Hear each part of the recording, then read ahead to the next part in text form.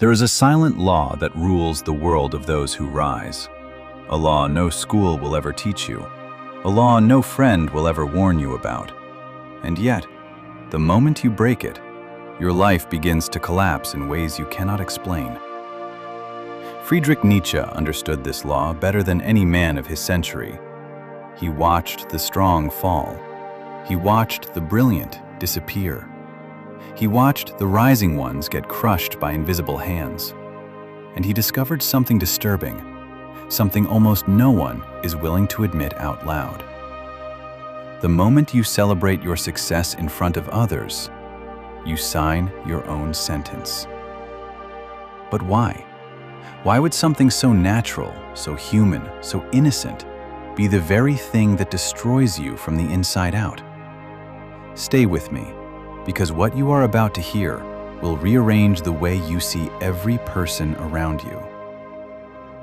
Most people believe envy is rare. Nietzsche believed the opposite. He believed envy was the quiet engine of human behavior, a force so deep, so ancient, that most who feel it do not even realize they feel it. They smile at you, they congratulate you, they hug you, and inside, something dark begins to grow. Something they will never confess, not even to themselves. And here is the part almost no one understands. The closer the person is to you, the more dangerous their envy becomes. Strangers can admire you from far away, but the people who eat with you, work with you, share blood with you, they measure themselves against you every single day. And when you rise, they feel themselves falling, even if nothing in their life has changed. Nietzsche saw this pattern repeating across centuries: kings betrayed by brothers, philosophers poisoned by students, artists destroyed by their own circles. And he asked a question that still echoes today: why does success attract destruction?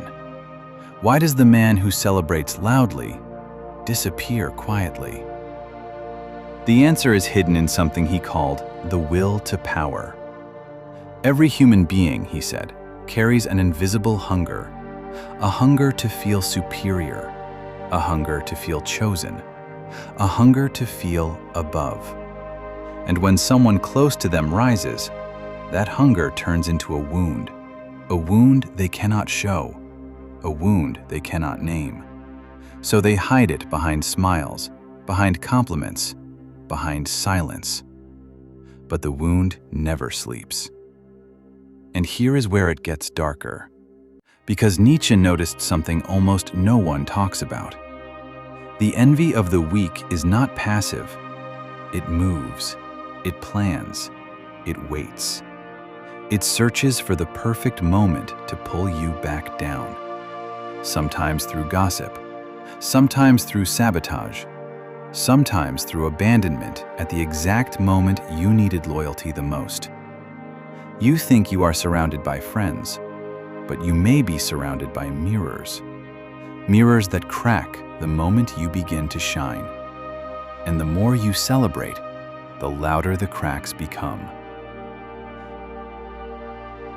But beneath all this grandeur, a disturbing truth lies hidden. When you parade your success before the world, you expose your profoundest weakness. Because the man who craves being seen as a winner is, and always will be, a man desperate for validation. And once they sense that need, they possess you. The strong, as Nietzsche observed, build their empires in profound silence. Recall Marcus Aurelius. He didn't gloat over his empire. He penned his thoughts alone in private meditations. Prophets and philosophers across the ages have issued the same warning.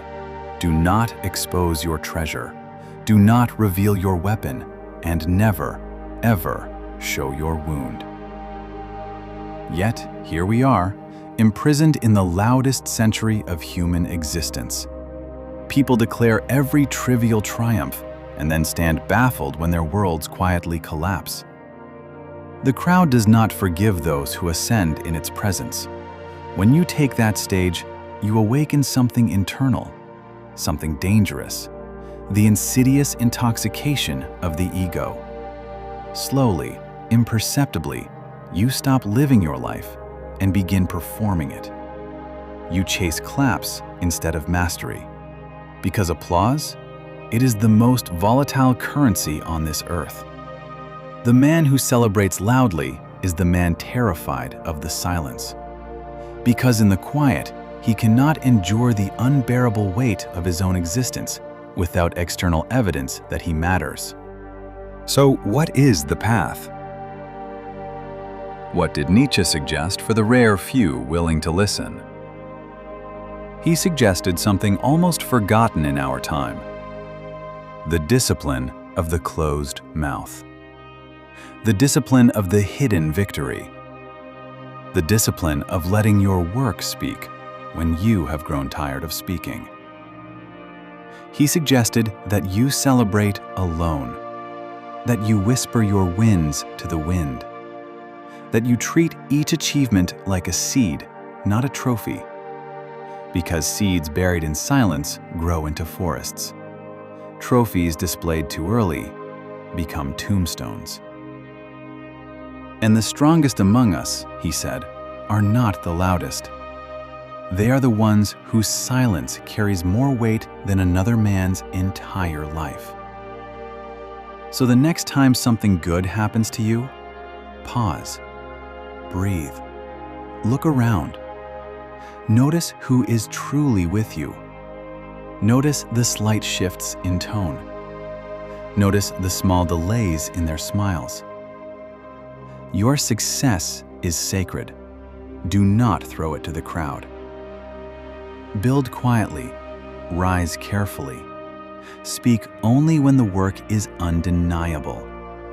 Because in the end, the world does not reward those who shine the brightest in front of others.